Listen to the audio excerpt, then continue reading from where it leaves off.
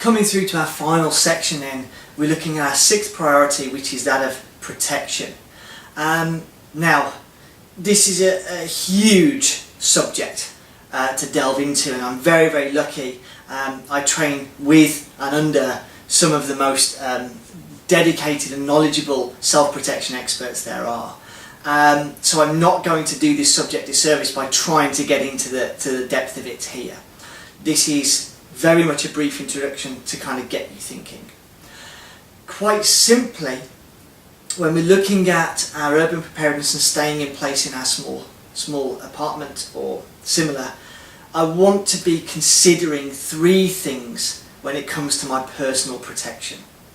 And those three things would be preventing an undesirable person or group entering my premises, escaping my premises should they become compromised, and third, dealing with a direct threat on my person should it occur.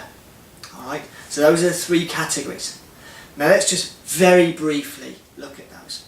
So if I'm looking at number one, preventing an undesirable person or group from entering my premises, I'm looking at my physical security means. So I'm looking now at what I would refer to as defence in depth, the layers of preventing people from getting near me. Now I'm very, very fortunate in this apartment complex I'm in that we actually have three defensive layers before you get to where I'm standing right now. So there's actually this very pretty courtyard just outside with a significant security gate on it, which is code operated. So obviously the residents here have the code, they key it, and that's a magnetically operated gate that's 3 meters, 9 feet high with kind of good aggressive spikes on the top of it. So firstly somebody has to surmount that gate to come to the courtyard. Then to enter this specific building there's another key code system as you actually get to the sort of front door, for want of a better word. Then as you come to each individual apartment there's obviously a lock on the apartment door. And I'm going to show you the locks that are fitted by standard in the apartments here because they're good, solid, substantive locks. So somebody's got to surmount 3 levels of security before they actually make it through this door and get to my position. The same locks on the windows, it's triple glazed with good sort of solid locks, so anybody looking to enter by that alternative means is going to have quite a significant force to break through that glazed panel or the technical know-how to surmount those sort of locks. And I'd like to think that's going to alert me to their presence. Now please understand that when it comes to principles of physical security, nothing is ever 100% safe. Physical security measures are designed to deter people, so they basically look for an easier target, or to slow down an attack or a compromise to the extent it will hopefully get noticed by someone. So we can't unfortunately ever be 100% safe. We can just put systems in place to deter a potential attack or to slow it down and give us time to prepare if we feel an attack is coming. Okay?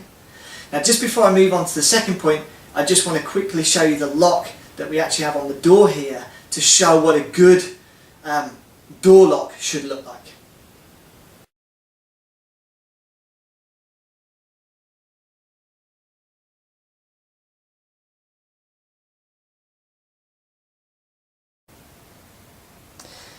So here we have the lock, and hopefully it's clear that it's 5 deadbolts on the lock, and then going from the lock you have these bolts going into the door frame high and low down as well, so giving actually 7 bolt points on the door. And as I say, this is kind of fairly standard in most of the apartments here in Paris that I've seen. Certainly these aren't very expensive locks. I mean, there's a price to them, but in terms of more expensive locks out there, there definitely are. Very, very solid positive fastening, and this is kind of a very heavyweight door as well. It's going to take a fair amount of things to get through that.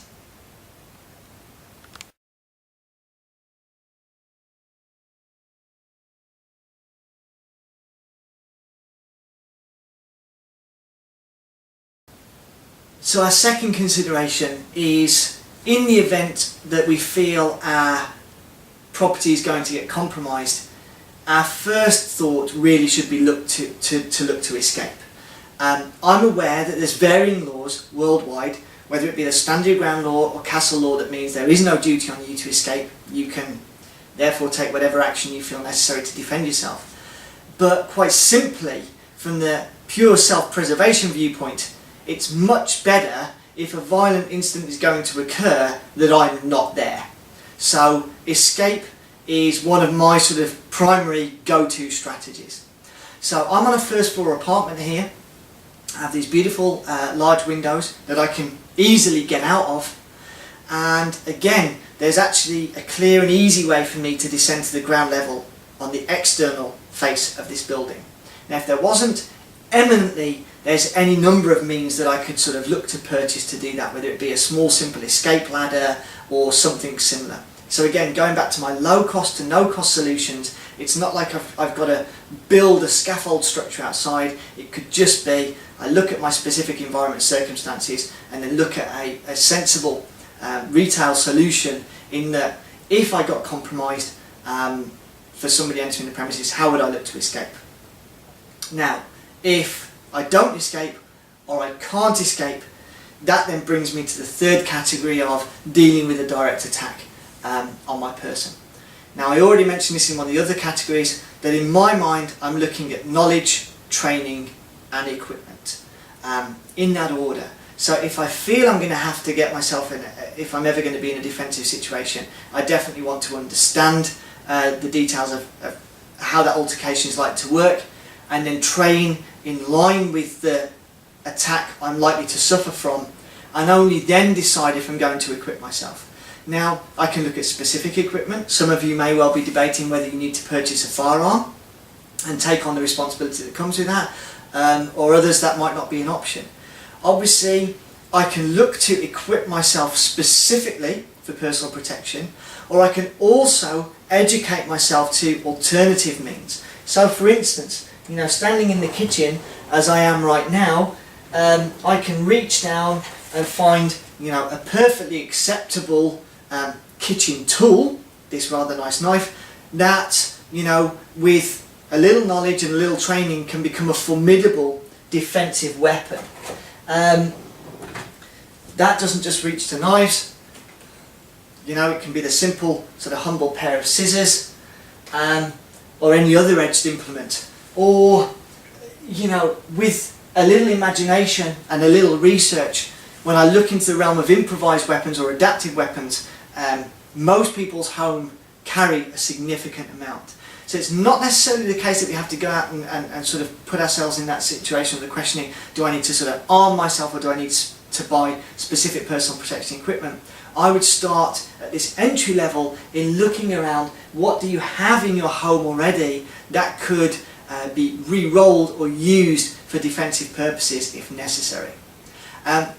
Now this particular subject is something I'm very, very passionate about, so I'm happy to get into further discussion on this. So again, please comment in the video below, or go over to the Facebook page and start a discussion there. And there's a number of fantastic resources I'm happy to direct people to if this is something they want to sort of plan for or think or discuss further about.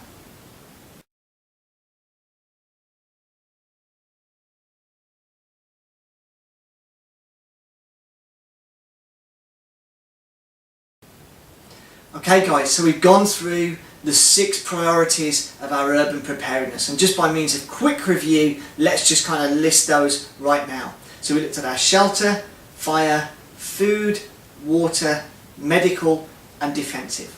Now, I do hope you appreciate this is very much a brief introductory guide, and I just want to thank you for taking the time to watch it and listen to everything I've tried to impart in this guide. There's much more detail we'll go into, and they will be coming in subsequent series. But what I absolutely want to do is break this down into as small, manageable, non-threatening portions as possible for those of you that are just starting on this journey of looking at some basic common sense preparedness against reasonably foreseeable problems. I do hope you've enjoyed the series. I'd love to hear your comments and thoughts, So please do let me know what you think in the comments below, and I look forward to talking to you again in the next series.